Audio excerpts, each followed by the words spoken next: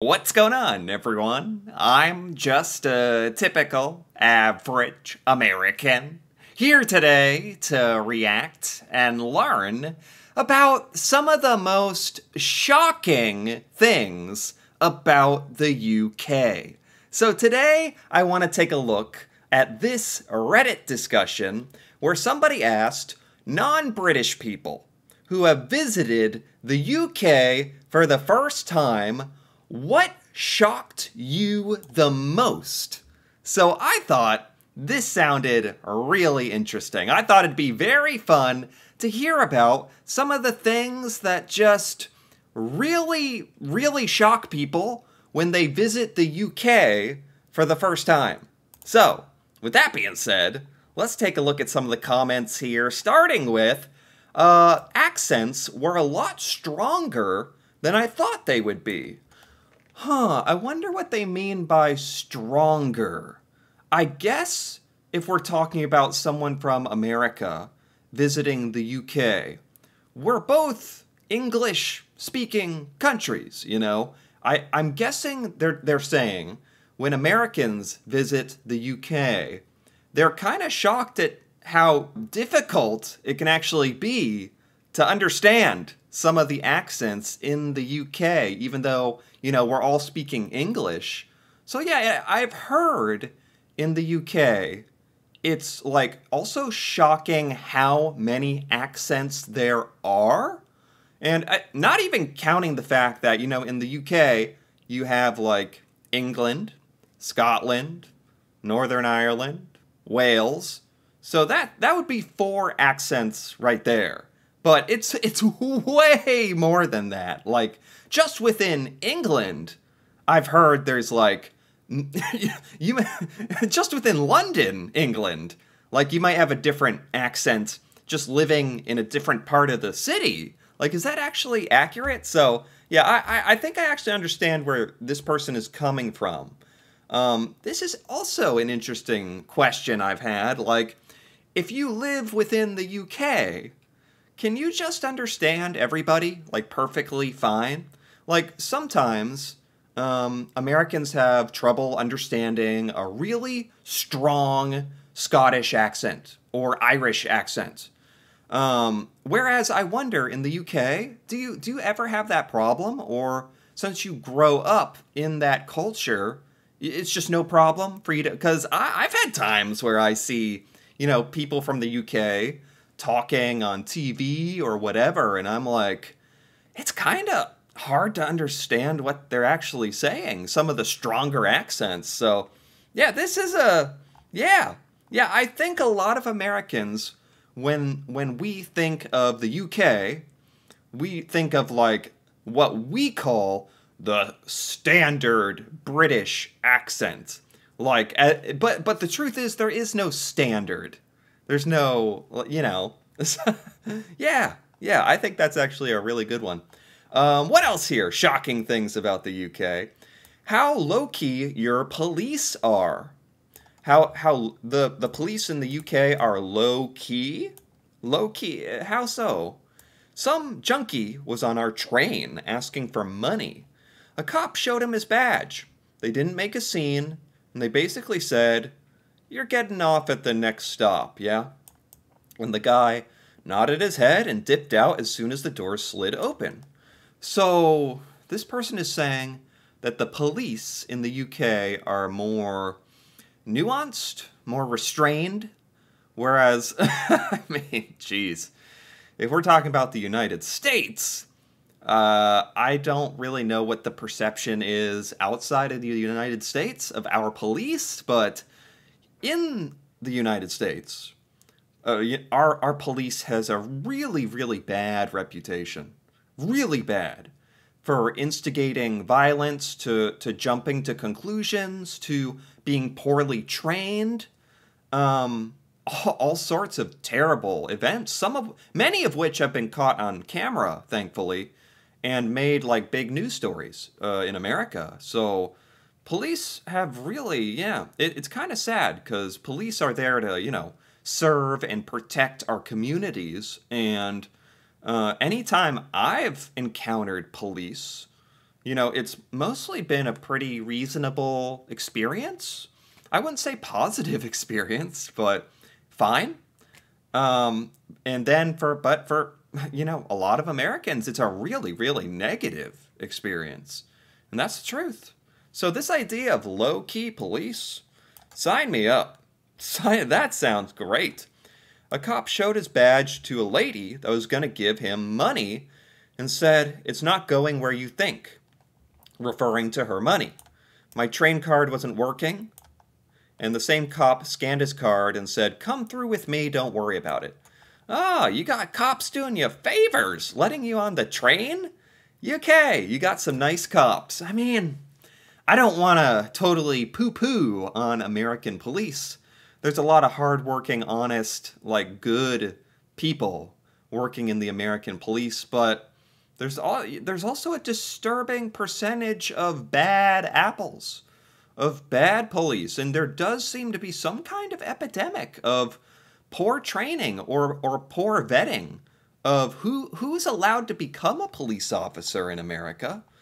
Yeah, that's kind of the thing. Even if there's a small amount of bad police officers, that's too many. That's not a job where you can just be like, oh well, there's a couple bad ones. It's like, no. No, there can't be bad ones in that line of work. That's very, very important. So yeah, that's got a little passionate there. What are some more shocking things about the UK? So far, the shocking things are accents and that the police are actually normal. I straight up couldn't understand some people. Oh my God, this is coming up again. So I say again, in the UK, I'm guessing you all understand each other. That's just my assumption. Maybe I'm wrong, but the UK is a diverse, big place. But it's true. There's accents in the UK that are hard to understand, and I'm guessing if I were to go to the UK and the only people I'm communicating with are those with hard to understand UK accents, it'd probably amplify, the experience even more. Like if I see somebody on TV and I'm like, oh, it's hard to understand them, I can turn on subtitles or something, But if you're in real life visiting the UK, you speak English, but you can't understand. It's probably kind of a jarring experience.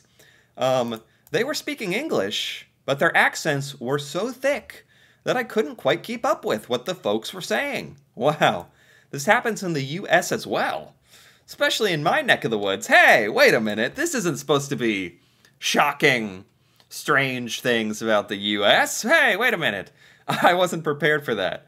So, that's a good point, though. In the United States, we're a gigantic country. We have a lot of accents, but I would have no trouble at all understanding anyone from America, no matter where they were from, no matter what their accent was. So that might answer my question. I think I'm guessing people in the UK can all understand each other, but maybe this is my American bias, but I think the UK, arguably, it has a more diverse set of accents. There's more, and they're different from each other, more so than in America. That's my argument, anyway. Feel free to dispute that. My first night in Edinburgh, I walked up the street to a grocery shop, and it's like the folks there were speaking another language. Oh my gosh. I never really thought, this is a really good one for Americans to hear, because it's true.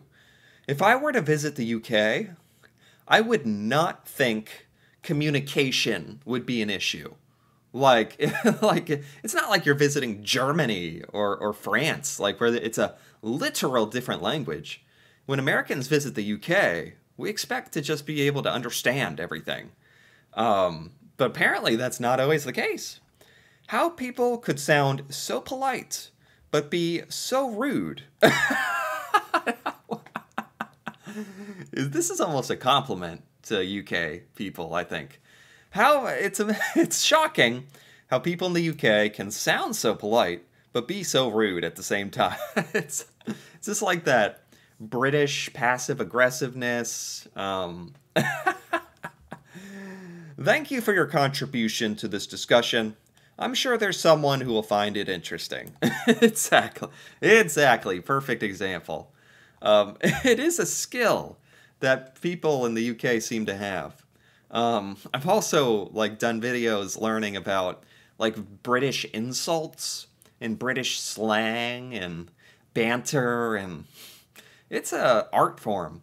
The way that people in the UK speak, the sarcasm, the politeness, but yet the undertones of passive aggressiveness when you want there to be. My wife and I were driving from Bath to York. We stopped at a petrol station to fill up, and I went inside to prepay, like I would at any gas station in the United States. I spent 15 very confused minutes going back and forth with the station attendants because they couldn't find a charge on the pump for me to pay. So this American went to the UK. They filled up at the gas station or petrol station. They filled up and then went inside. Oh, they went inside to pay first? It finally became clear that they had no idea what I was talking about, because they don't require you to prepay over in the UK. It was apparently unheard of. People actually fill up the tank, then they go inside to pay, like civilized humans. I understand what they're saying. In America, a lot of people pull up to the petrol station and walk inside and pay. They put down some money, or they charge their card for $30. Then they go back outside and put the pump in their car, and it will deposit $30 worth of gas or petrol into the car. Whereas it seems in the UK, the norm is to fill up first, then go in and pay. It's interesting because you can do that in America. And I've done that. Fill up first. Well, what you do is you scan your card at the machine and then fill up. And then you walk away. Right? That's the most normal for me. I don't know what the norm is in America. I think it's split. Some people pay first, then pump. Some people pump, then pay. In the UK, I guess y'all like to pump, then pay, which I like to do as well. So, okay, I get it. That's a little nuance I didn't know about. How fast they drive on terrible roads with zero visibility. What? Example, stone walls or hedges on either side.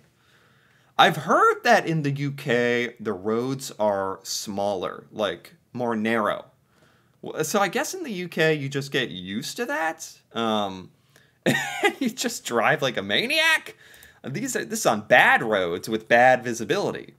Because there's walls or hedges. Yeah, we don't really have walls and old stone walls or hedges on our roads.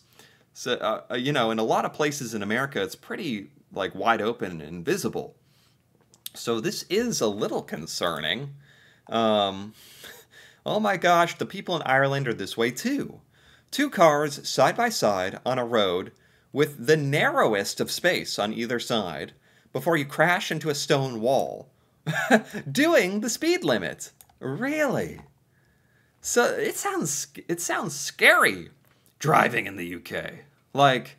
You're already driving on the other side of the road, which takes getting used to. Then the roads are narrower. Then there's stuff on the side of the road. And then you got the people who live in the UK are just driving normally because you've practiced this. You're not scared. You're just going the speed limit. And I bet the Americans like me would just be clutching the steering wheel, going so slow. I'm so sorry, but I will crash into the wall. How are you doing it? Speed limits are the minimum target. That's true in America, but In America, I think it's a lot easier to drive by the sound of it. Okay, what else? Shocking things about the UK. Drinking culture. Very different from American drinking culture. In America, we drink until we get wasted because it's fun. There's not a lot of bars or pubs around every corner, although we do have liquor stores. We do have a lot of liquor stores. A lot. There's liquor and beer stores everywhere. People do go to bars, and people do like to drink until they get wasted. Yes. Isn't that the point? I came over the pond to the UK and I saw pubs. Pubs everywhere. So many drunk people at night. I wondered how they could even navigate the tube. The next morning, everyone seems fine and ready to work. I usually take a day to nurse my hangover. Wow. Okay, I mean, it sounds like in both of our countries, people drink to get drunk. Right? But this idea of pubs everywhere, does not exist here. I've learned about pubs a bit. They seem like a very, very cool part of British culture. Bathroom stalls are practically rooms. I didn't understand all the complaints about American stall gaps until I saw that. Yeah. So, bathroom stalls in the UK are bigger, and you can't see people using them. In America, the stalls are very, very small, and there's huge gaps in the panels where you can basically see if somebody's inside, and way too much of them. That's a shocking thing about America. It's sad that for a lot of this stuff, it's just shocking that it's better in the UK.